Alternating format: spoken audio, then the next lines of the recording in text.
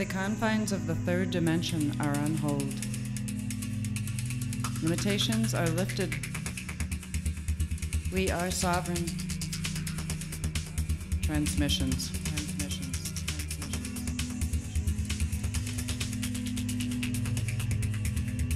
Well, thank you for a second interview, which I hope to be many.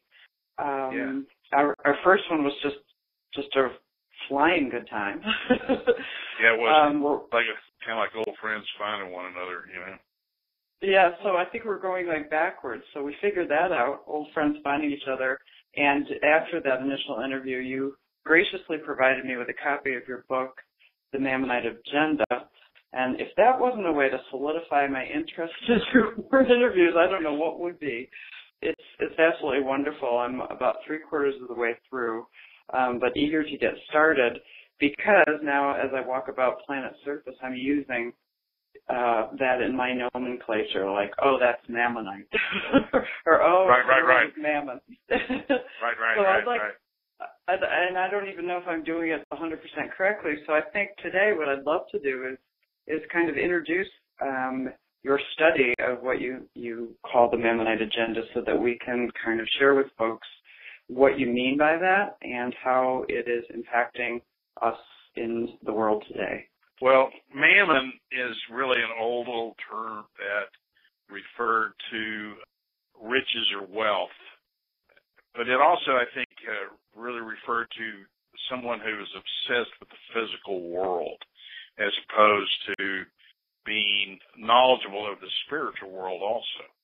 And so, you know, of course, we don't really use Mammon that much in today's vernacular, but, you know, back then apparently there was good reason to discern between those two realities, you know, whereas now those two realities aren't really something that people find as important in their lives.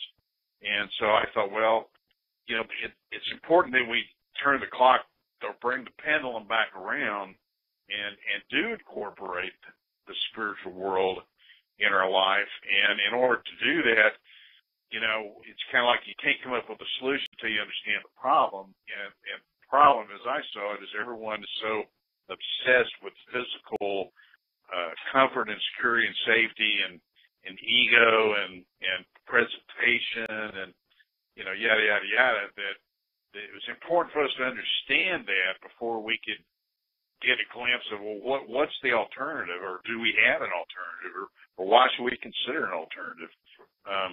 So that's the reason I put the book together. And ironically, I learned later, you know, even with my business administration degree from the University of South Carolina, that you don't write a book and title it with a word that no one's ever heard of.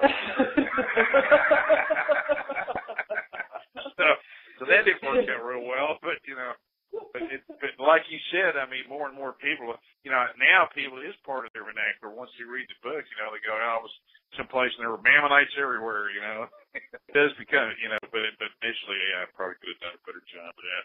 Well, I'm just out here on the perimeter using the word, so I'm trying to get it back in nomenclature, but this will help, definitely. And like you said, it was something that was used years ago, and one of those things we lost. And language is important. If we don't have words for the things, you know, if the word just disappears, then where's the concept for it, right? So now we have a world full of people that have forgotten that we are spiritual beings having a human experience, and the human experience has become everything. And we walk around fearing death, and there we go. So it's a wonderful time to bring it back. Yeah, I think so. I think the timing's right. It's, you know, it's kind of one of those things I say, you know, when the time is right, the teacher will appear, you know. And so I think the book, of course, ironically, I wrote that right before the stock market crashed in 2008, you know. And so it was, in some degree, it was prophetic, and that, you know, that was the ultimate Mammonite blunder, you know, that, you know, because there was just this massive greed on Wall Street that ended up hurting a lot of people. And it still hurting a lot of people. Yeah, it seemed to manifest was 9/11. You know, these two structures built by man that is, you know, godlike. We're going to defy gravity and build these things, and that they tumble, and there goes the Mammon.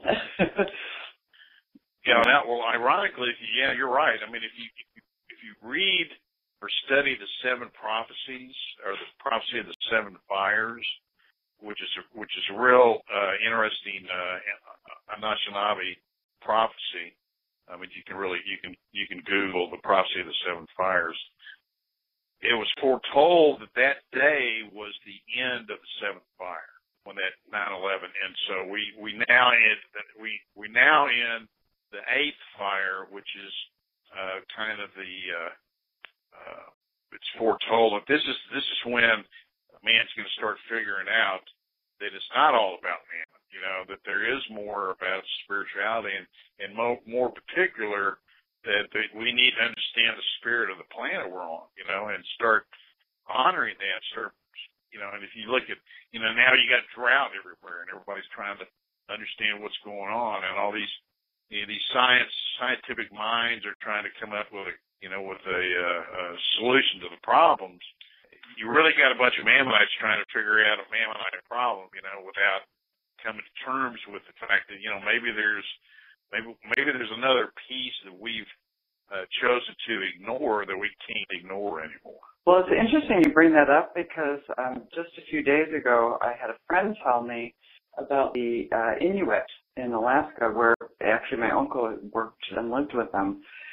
They just recently went to NASA and said the sun has moved. So I don't know how long the Inuit have been the Inuit, but since their recorded memory and time of their culture, they have depended on the way that the sun shines, the way that the wind moves onto the snow. It makes ripples. Those ripples point in a direction they know where to grow. So they've been watching this. They don't watch the news, ticker tapes, Wall Street. They watch the planet, and they're coming and saying, you guys might want to know about this. Well, then, so as I start reading it, they come with the global warming political agenda thing and say, no, it's this. Those Inuit just don't understand. And so that makes me think about when you said about ego and Mammon. I wonder about this scientific method thing that's been around for 400 years.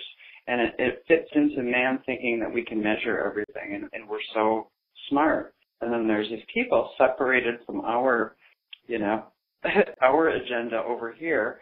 Well, you're getting, and you're starting to see, there actually are scientists who are beginning to start seeing something's different.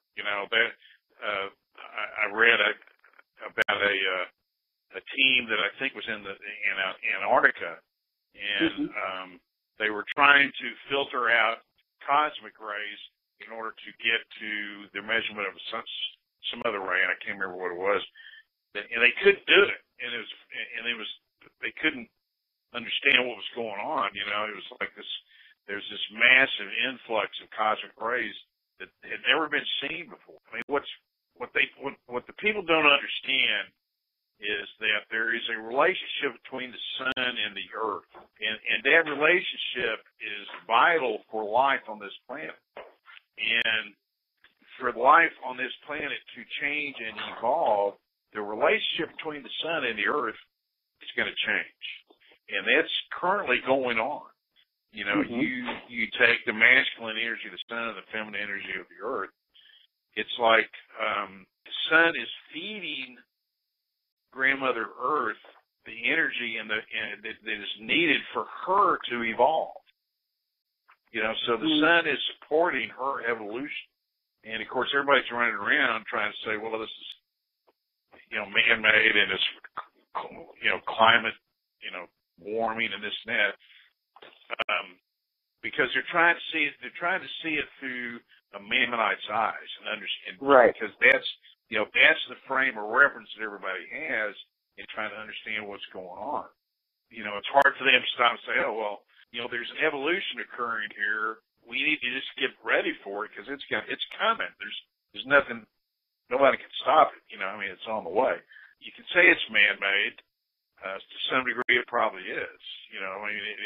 If nothing else, the discussion on climate warming is important just to get people to all understand you've got to take care of your planet. And whether you're evangelical or an Inuit shaman, that's a commonality there, a thread of consciousness that they both agree on. And so it doesn't matter where you're coming from. The bottom line is the planet is dependent upon us nurturing it and taking care of it. I think that really is what is starting to evolve out of this. Hopefully it is. But the cosmic shift in relationship between the sun and the planet is definitely changing, as it should, and as will continue to do so. So you have these people, and I hear what you're saying, that there's something good about it, and that the intent inside people, even though they come from varying directions about global warming, the intent is good, which is we must take care of the planet. Sometimes the solutions get bogged down in political schmagegi, and people they get in the mire, in the thick of it, in the bramble, and aren't seeing the bigger picture. What would you say from your perspective at this point, kind of taking a look at all of it, would be solutions? If we really are, if there's some kind of symbiotic relationship with what we do with our free will and what happens out there and vice versa, what do you see as solutions for that? Well, I think that, I don't know what the solution to global warming is. Probably wouldn't want to be buying property on the coast. But right. I think really I think what's got to happen is that humans as biological organic beings have got to evolve on a cellular level, right down to the DNA, into a place where they become more synchronistic and more harmonious with their environment. Mammon does not allow that. Mammon takes you out of that and really sort of dismisses that as anything that's of importance, and in fact puts you on a cellular regression in terms of being able to be in synchronicity with your environment. And that's what really I'm talking about when I address the purification process and how important that is. People have to, you have to come to terms with their diet. They have to come to terms with, exercising, with their habits. What are they doing that's not good for them? What are they doing that's good for them? These kind of synchronicities have to be addressed so that people become more sensitive to the environment. And that's going to occur on a global level. So it's, you're either going to be ahead of the game or in alignment with the game or behind the game. If you're behind, then that's what you were referring to earlier about getting slapped, because it's going to be difficult for you. If you're a fish out of water, it's tough. And I believe that's coming down the line. I think as this planet changes, and it's in the process of evolution right now that's faster than this ever happened on this planet, ever. So there's no historical records or anything that we can point our finger at and say, oh, well, here, this happened back then. No, this has never happened. And so, it's kind of like we're all explorers on the same boat. We've got to come to terms with we're all in this together and help and support one another in terms of being able to create this collective symbiotic relationship with the planet that we inhabit. Well, it makes me think of my challenge for many years as a therapist when people come in and they would be feeling this, we would call it ego dystonic place, right? So they have a sense of dis-ease and they come, and usually by the time they get to me, if I haven't caught them first, their doctors put them on medication. So when I think about purification, I think in how Mammon doesn't support it, you said it almost supports cellular regression. So right. One of the ways that I think I've seen it is, certainly with substance abuse, but people trying to do the right thing and trusting their doctor and going to get this medication that's actually going to allow them to live with more ease in an insane world. Purification on that level is like, wait, before you take that script, let's talk about X, Y, Z. Maybe it's not you. No, I think you're right. I mean, you've obviously had an inkling of that in terms of being being able to perceive it now because you've schooled yourself enough to be able to look back with both perception as a trained therapist and as a spiritual being. So you get a broader perspective. And so you're able to see things in a different light. And that's going to be occurring all over the planet, whether you're a scientist or a therapist or a educator or whatever, people are going to find themselves thinking and teaching and sharing thoughts that they never had 20 years ago, 30 years ago, 40 years ago, and so that's kind of exciting to watch. But yeah, I think you're right. I mean, I think all of particularly psychiatry is they're going to have to come to terms with the fallacies of the things, of the schools of thought that they have heavily invested themselves in, whether that be, drugs or schooling or whatever, and that's where it's going to get tough for the human race, because that's where you get people slamming up against the door, because they've been schooled and they've spent lots of money and educated themselves and got ingrained into this particular school of thought that is going to support them. And then, all of a sudden people are running around going, yeah, well, what about this perspective? Well, they don't want to hear it because they're invested in this other way. And so that's where the push and pull is going to come on the planet with the humans, who's willing to get a little more flexible and start understanding and seeing what's evolving here, what's coming, and then let go of the belief systems that are holding them on to, these set of beliefs that they want to fight to defend, and to me, I put that under the heading of a fear of consciousness, and I see that in a lot of polarity that's going on, particularly in the government and in politics and stuff. You got these people that are just both on the right and the left. I mean, they're just holding on tooth and nail to these belief systems, and by God, they're going to prove that they're right and other people are wrong. But in some ways you're both wrong, in some ways you're both right. But you got to have a different perspective to be able to see that. Yet when one's whole ego identity is based on I am so-and-so, call me Dr. so-and-so, and then you've got the pharmacological industry, which I think is the first or second largest money-making industry in this country. It's going to be very interesting to see, can that in fact tumble? And I, 10, 15 years ago was saying this stuff to psychiatrists, some of the best in the business, and I pretty much think they just sat there and thought I was nuts. Right. And maybe still would. Like with this one little person, just trying to do the right thing, coming against this establishment, and all of it, all the arrows pointed towards me being wrong. Right. So that's what I worry about in terms of the people that now may have an inkling that there's something a little more to rise up to, but they don't quite know how and what. Well, and that's the dilemma of the day, because we're in such a high degree of transition right now that that's a natural outcome.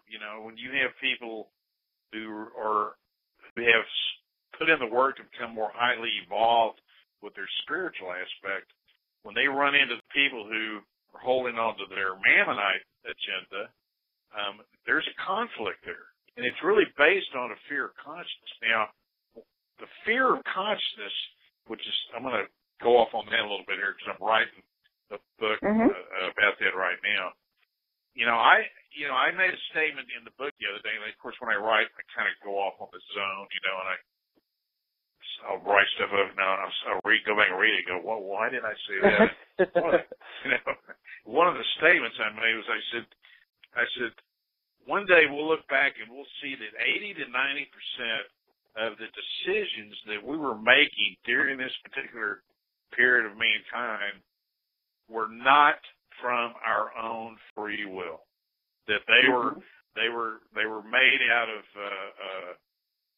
a manipulative environment, And so when I thought, boy, that's a pretty heavy duty statement. So I started thinking about it, and I said, what Spirit came in and says, look, you have to go back and you have to start. The starting picture is everybody on the planet becomes fully consciously aware of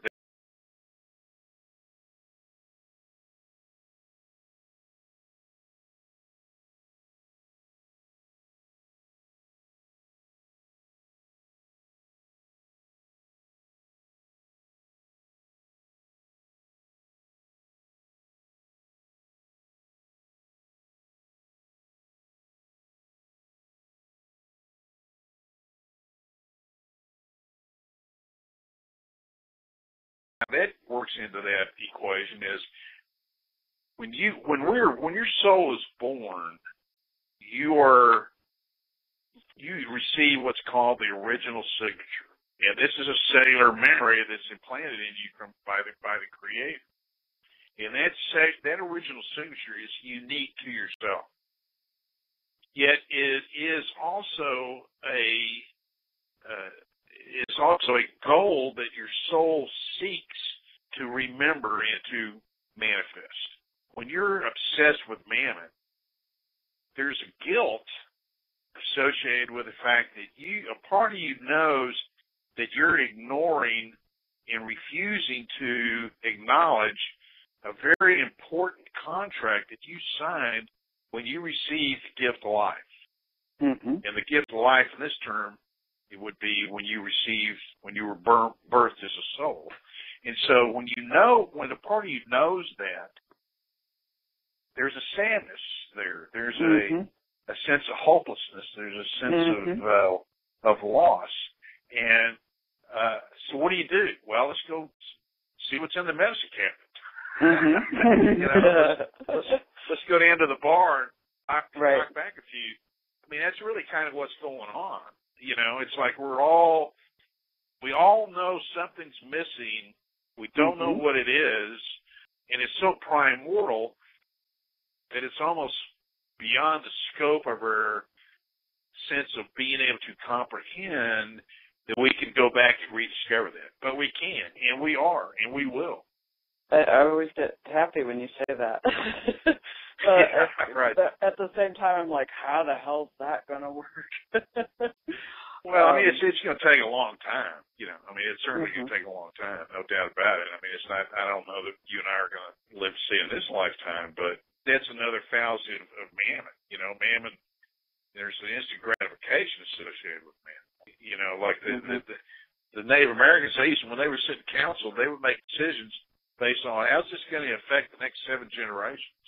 Nobody does that any longer. I mean, it's all about me and now, and very few people sit up and say, well, for the next 7 generations, this is how this is going to play out. So that you and I, who've made, just like everyone, we've made this agreement to come into this time and space in history, into our geographic location with our gifts, with our challenges, perfectly equipped for this time in history. It's good to be reminded that while it's not going to necessarily all get done now, but what can we do? How can we hold ourselves? What can we offer up or archive for safety and transmit somehow for our children the next step in this evolution? And so it takes a lot of courage, I think, for many people to go against, when you talked before about the 80 to 90% of decisions we make are not of our free will. I completely get what you're saying. I think how I get it, how I perceive what you're saying is that we are programmed, and don't have a sense of, and until you're living a self-aware life with your observer self kind of watching your reactions to just about everything. All those reactions, if you're not conscious all the time of something said and, I had a flinch there. Is that mine? Is that theirs? What am I flinching? But not reacting to it, but just really considering. If you're not living that way, which I can tell you is pretty exhausting, it takes a lot of effort. It takes a lot of effort to stay conscious. Yet if you don't, you're not aware of all the really small, insidious ways that one is programmed. And so then when you become aware of your own programming and have conversations with people that you have every reason to think are intelligent and whatnot, and they'll just say something, it'll be like, whoa, and they don't even know. And it's a little bit frightening sometimes for me to have that experience. Well, a lot of that conflict that you're experiencing is the friction between the Mammonite and the non-Mammonite worlds, because it's almost like you want to grab people by the lapel and shake them, and say, we kind of understand this, it doesn't go over real well, but. And it's not because I want to be right, it's because I love them. Yeah. I don't care about being right, I wish I wasn't, but I. Yeah. But you're right. I mean, they're not only the program, but they're so heavily invested in the program that there's a resistance to it. And generally, people end up popping out of that either because they hit rock bottom and they realize that something's seriously wrong because my life is a complete wreck, or they stumble onto something else that makes sense to them, and they hear somebody talking or become part of something, and their curiosity is sparked, so that's kind of what I think you're doing with this program. You want to set it up where the information get out there, where maybe it'll tap into somebody's curiosity who wouldn't normally have the opportunity, or might not go to they wouldn't go to a workshop, or they wouldn't go to someplace that Ojai or someplace where because they're so heavily invested in their program, they don't see the need to. But maybe they hear this program, they hear this interview going on with somebody, and they're listening to it, and they're thinking, well, that actually makes some sense, and I've never looked at it from that perspective. So, it's planting seeds out there that are eventually going to grow into a conversation, and that person who might listen to this be someplace later with some friends and go, I got to tell you about this thing I heard on the radio the other day, and then that brings a conversation, and all of a sudden people are starting to talk about stuff that they don't normally talk about. I've seen that happen numerous times. Have you?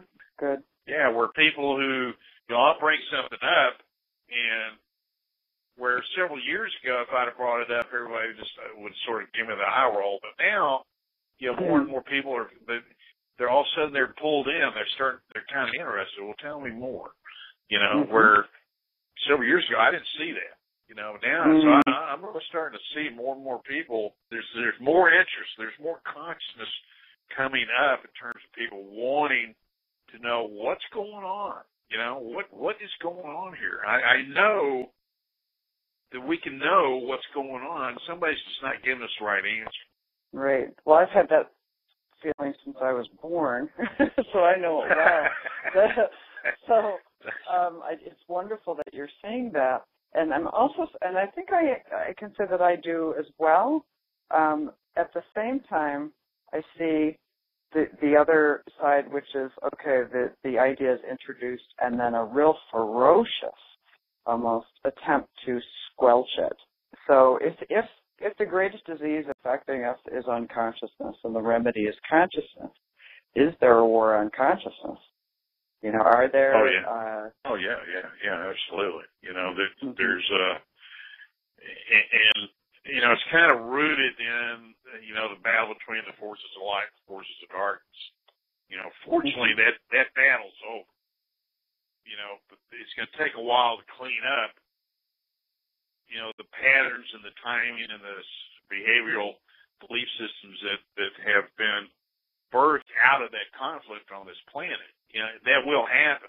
There's a purification going on the planet as we speak, and that purification is going to continue and grow in intensity. And what that means is people's internal mechanisms are going to be changing and aligning with a more pure essence of who they really are as a divine being. That grows and increases and becomes more intense. The conversations are going to get more numerous. They're going to get more intense. They're going to get more alive. People are going to start feeling things that they haven't felt ever, and they're going to, they'll go to a national park and they'll, instead of coming away and saying, wow, that was a really great view, they'll be coming going, what did we just experience? That was amazing, I feel something changed. What's going on? The context of the conversation is going to change. If people get out of their element and go up to the park. Yeah. Yeah. Yeah, right. Right. Yeah. That's wonderful to hear. And I think I'm seeing it now. I see it and hear about it more from people who are at least at the place where they trust themselves to know that they feel like they're going nuts, but they know they're not nuts. And, everyone's grasping, is it this blood moon? Is it because this pie? Is it the sun? And I think about the sun as actually a way to take in knowledge. The sun transmits knowledge to plants, which allows them to use their inner workings to grow. So are we, as humans, the same? If there are more light rays, more intensity, are we being challenged to know something at a deeper level? Yeah, absolutely. But not just the sun, but the whole stars, the whole star nation. We're receiving massive amounts of knowledge from all different types of star systems. Because this solar system is going through a massive reinvigoration of itself, and so the sun not only is putting out that information and that knowledge, but the stars are picking up on it, and they're processing it, and then they're adding their piece to it. So there's like a mosaic of knowledge that's coming into planet Earth at this time, and it's integrating itself into the planet, into the mineral world, into the animal world, into the plant world. It's just integrating all and touching all of the children and grandmother in ways they've never been touched before. Knowledge has never been shared before. And so, as that increases, the humans will of course, be probably the last to pick up on it, but that's all right, But we're absorbing this knowledge and this information, whether we're conscious of it or not. And that's what seems to be causing a little disturbance in the field, or the natives are getting restless, or whatever, however we would say it.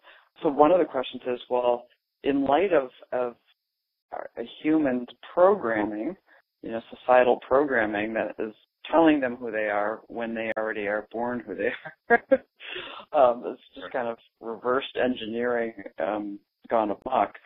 How can we, in light of that programming, if we would agree that, okay, something is shifting, how do we poise ourselves to receive and integrate the knowledge that's coming not through our textbooks, but through the sky? The best and easiest way is to get out to the wilderness, to get out in nature. Like you said, though, how do you get somebody who's heavily invested in Mammon to, want to do that? Because certainly with the private ownership of land and the ability to access wilderness but if you can get out into these particular spaces, particularly where spaces you're aware of that are known as sacred power spots, you can kind of go and spend some time there, and in a very short period of time pick up absorb a whole lot of knowledge that will then play out over several months with you, as you become more willing to accept or acknowledge additional information. Then the knowledge that you've downloaded in those particular spaces will begin to surface in your consciousness, and there again you end up with conversations that you haven't ever thought about having before, and you're wondering, where did this come from? But and then the other thing is, people have just got to come to terms with the way their habits are. What are they doing that harm them? Are they drinking Cokes, Dr. Peppers, 7-Ups? Are they drinking sodas? Or are they are they drinking diet drink or, I mean, there's so much stuff out there that the Mammonites have planted into our world that harms us and blocks off our ability to receive knowledge. I mean, if I go in a grocery store, I'm like circling. I try to get away from most of the stuff. I just had a picture of you running through, screaming. I go down the detergent aisle, just go, oh my God, right. How did I get out of here? Yeah, it's supposed to smell good, but it smells like repellent. Yeah. Yeah, right. So, that was just, we have to come to terms with that. We have to come to the realization that, this whole thing with gluten now, that's starting to become a big deal.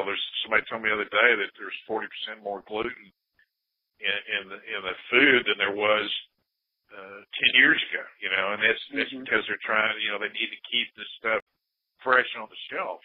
But the human body, you can't process that. You can't process gluten. And most of those corporations, when they're making decisions about, well, is this good for the human body or is this good for our profits? It take long for them to figure out which one they're going with. Mm. Well, what's the motivation? I mean, the troubling thing about that is like, okay, so our own people, whatever that means, are poisoning their own people. Yeah. It's like, and so that's the part that's ever so disturbing is when one lets their mind wonder of like who is and what is the enemy. I mean, in a way, it's within each of us if we're programmed. But well, again, I mean, that dilemma is again, we're in this period of transition, so it's real difficult when you're on point as somebody who has taken it upon themselves to assume the role of a supporter of a transition. Last thing's going to happen for you is you're going to be popular, because you're telling people stuff they don't want to know, and you're calling them up on their shadow, and so, but more and more people that are involved in the corporate world and are going to start blowing the whistle on what's going on. I mean, it's kind of one of the interesting things about the Obama administration. They're supposedly one of the least transparent administrations. That this, the White House press corps the other day sent a list of demands up. You're like, enough of this. I mean, I think you're going to see more and more people coming up out of these institutional structures and saying, you know what, this is wrong. What they're doing is wrong. And here's why it's wrong. And I think we're going to see more and more of that coming on over the next few years because that's what it's going to take. It's going to take people that are willing to put themselves aside, like, Snowden, and stepping up and saying, hey, here's where they're going with this, and this ain't good, And, right. I think, that's, I just think we're going to see more and more of that coming about, but for the people who are sort of caught, between both worlds because they can see both of those worlds, it's tough. Right. It is very, it's a real hard time. Yeah. And I would say at this juncture in life, I'm kind of surrounded by all of it, a little, because I've kind of took myself out of a little more Mammon functioning place, yet then now in the place that I am at geographically, just see the same thing, but kind of the remnants of it, that just people just walking around kind of aimlessly, some kind of zombified, others just confused, others go into a very self-absorbed narcissistic place. Everybody's afraid to die. Right. So I think I like what you said about the seven generation plan, because it takes one out of that just fear of death, what's going to happen to me and my comfort, onto this is a longer term thing and I'm part of a longer term thing. Yeah, that's vitally important. The whole, death is really, it's nothing more than stepping from one room to another room. You're in one room, suddenly you find yourself in another room. And the consciousness of the two rooms is vitally are hugely different, and so, but I think, for me, being able to accept that and understand that was really, based on me learning how to, work with councils in the spirit world and be able to communicate with them and challenge them. It wasn't like when I work with these groups, I don't just, I say, oh, wow, I challenge them to prove up something they're saying or whatever, and right, throw it to yeah, and so that I'm not just taking anything for granted, and so, right. But that helps you understand that it's just an evolutionary process, that you've done, many, many times before, and you will do many, many, many, many more times, and, when you can incorporate that into your consciousness, I remember years ago the ultimate Mammonite T-shirt was, he who dies with the most toys wins. Well, I remember all the friends of mine back in Dallas who used to wear that T-shirt are in fact now dead.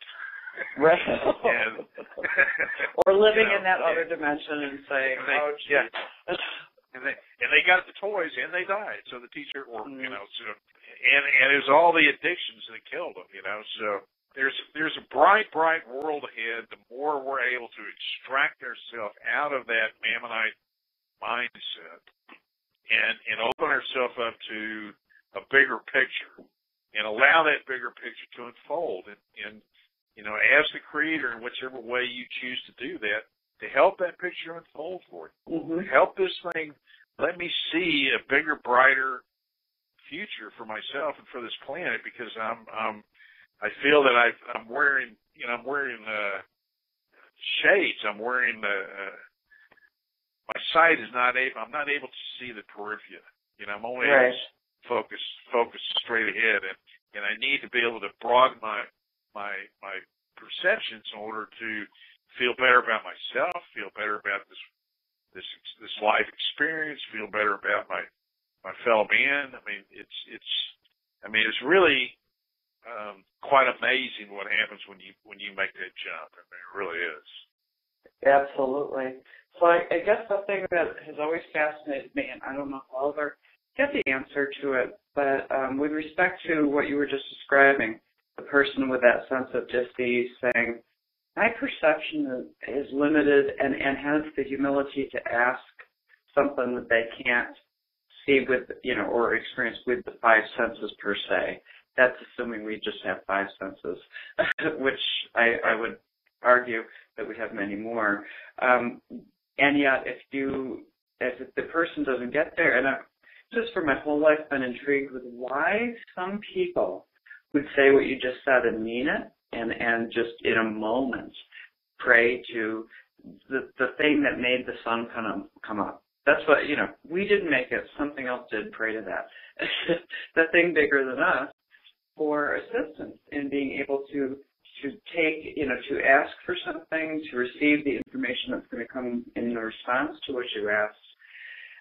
Certain people will ask that, and certain people won't even begin to think that would be so frightening to some, where it would be very natural to others. So I guess I think in summation, it's like that saying, for those who have eyes to see and ears to hear. Do you think there are some people that just don't have them, or do you think every being is possible of obtaining them? Oh, everybody's got them. Absolutely. It's just unfortunately in this culture, God has been sort of objectified as something that's out there that is abstract and unknowable. Right, for weak people. Right. Yeah, it's just it's something that is beyond our ability as a poor little human to comprehend. Let me ask you, as a parent, if your child said that to you, how would you feel? If your child came to you and said, "Well, I don't even know who you are anymore. You're beyond my reach. I don't really care for you because we can't communicate." It would make you feel pretty bad as a parent. Yeah. Well, what do you suppose that God feels? When God, to me, when it shifted for me was when I said, well, maybe he's not that far away. Maybe he's really actually a very close friend and a very concerned parent. Right. And when I did, that, it's all of a sudden his presence was more palatable. Mm-hmm. And so I realized at that point, the shift is in me. It's not, right. and what happens, you always get these, how could God do this and how could God do that? No, it's what are you doing? What are right. you doing wrong? Right. Stop trying to find somebody or something else to blame for what your miscues are. You need to look at yourself, figure out where you're out of synchronicity, and change that. And then, so the purification, that sounds like maybe with that 80% to have that lesson. Right. So what, again, it gets back to like, in order to even be able to receive, there has to be some kind of way that you can come up from that programming enough. Maybe the sun is doing that. Maybe the energies are coming in for this time. There's just enough consciousness that it's right. So it's like, I'm going to shine. And like out here in the desert, out here in the desert, these little tiny cacti grow up in the middle of cracks and things. And I just look down and go, oh my goodness, like that thing can survive on no water. I think that there's a lot of us that are just little roses in Spanish Harlem or little cacti in the desert, just looking for the sun, needing water too. But that helps me to be hopeful. And then the other thing is when you talk about the presence of God and how we forget. I think we're wired to forget, so we keep coming back. To ascend that spiral. So we have this kind of weird forgetting. And when it gets really bad, and times that it has for myself or with clients when they're really at the end of their rope, I just say, breath. Okay, so God is right under your nose.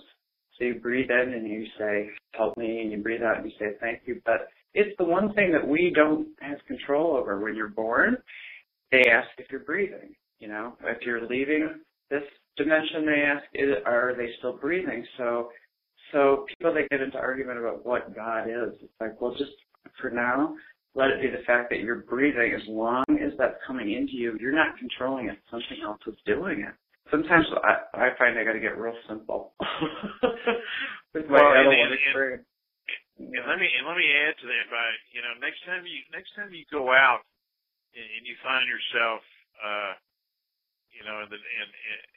in a natural setting, or even not in the natural setting, even if you're just sitting like in the square in Santa Fe or something, look at the light and look at it and see if it doesn't look different to you. See if it doesn't have sort of a white sheen to it, sort of a glistening element to it.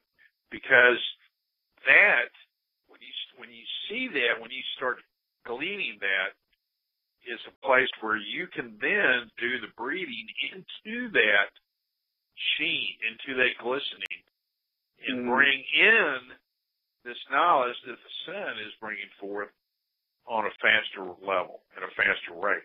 You can actually absorb it into the body and see it, feel it actually penetrating your body and touching all the cells, the DNA in you, and allow that light to come in and then be one with it, be part of it. Allow it to just pervade everything around you, and give yourself permission to release yourself into that, and you'll glean a state of consciousness that has not been available here ever before.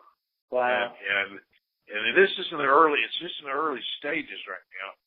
It will continue to grow in intensity and will become a very dominant force in the planet in the years to come. But you can do it now if you put yourself in the right place, in the right frame of mind. You can tap into that right now and feel it and sense it and breathe it in and allow it to begin working with you on a cellular level, and you'll be amazed at what happens. So, that's what I would say kind of to close for today is that I remember something in your book that said he spoke to using your imagination, I think is how you put it. And so I'm thinking about how he was just saying that there's 5 senses, and we're taught that. That's part of our program. We have 5 senses. Eyes, da-da-da-da. and then boom, it's finite. Well, that's just a piece of programming. It's not finite. We have other senses, so maybe it will take imagination. Well, let me just suspend this. Let's do Frank Stronghorse suggested I do this. I got nothing better to do today. I could go to the bank or go sit in the sun. I think I'll go sit in the sun. And I'll just imagine that the sun is actually bringing information, just like sound brings information. I have more senses that can get, even though my brain may not process it.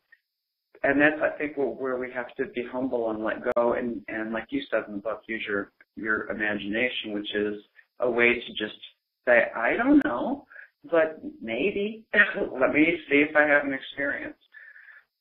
And try to get the mind as quiet as it'll get, So. Absolutely. You're absolutely correct. I mean, the imagination is the bridge out of Mammon into the non-Mammon world. That's where you get all these clashes of belief systems, I mean, if you were to try to sit down with a, fundamentalist or some other Mammonite and explain to them the existence of nature spirits and how they interact with the plants and how important it is for them to be involved in our food process, it'd be a very short conversation. Because they don't have the imagination to go there, They would say it's not scientific. That's what the argument would be. Yeah. And you have to have had some experience with that phenomena to accept it. And I understand that, believe me, there were parts of my life when I was definitely the guy going, thanks for sharing. That's real interesting. Yeah, thanks for sharing. You were that guy. Experience. Yeah. Then I had the experience and went, oh, wow, okay. So there is something to it, And so, it happens for everybody on a different level, but definitely go out there and sit in the sun and see if you can't see it as something different than you've never seen before. And when you hit that, because you'll hit that scene where it sort of becomes like a shiny cloud and it glimmers and and then go in, use your imagination to go into that space with that scene, and it'll blow you away what you feel. Well, I thought it was just because I just moved to New York 2 years ago that I was noticing these differences. Yeah, because I'm 7,000 feet closer to it. I thought it was just me. So then I hear other things like, oh no, people are feeling it all over. So. It's pretty fun. All right. Well, thank you so much, Frank. We're going to have many more of these conversations. This is awesome. You can see so many directions to follow. Yeah. I enjoy Okay. talking with you.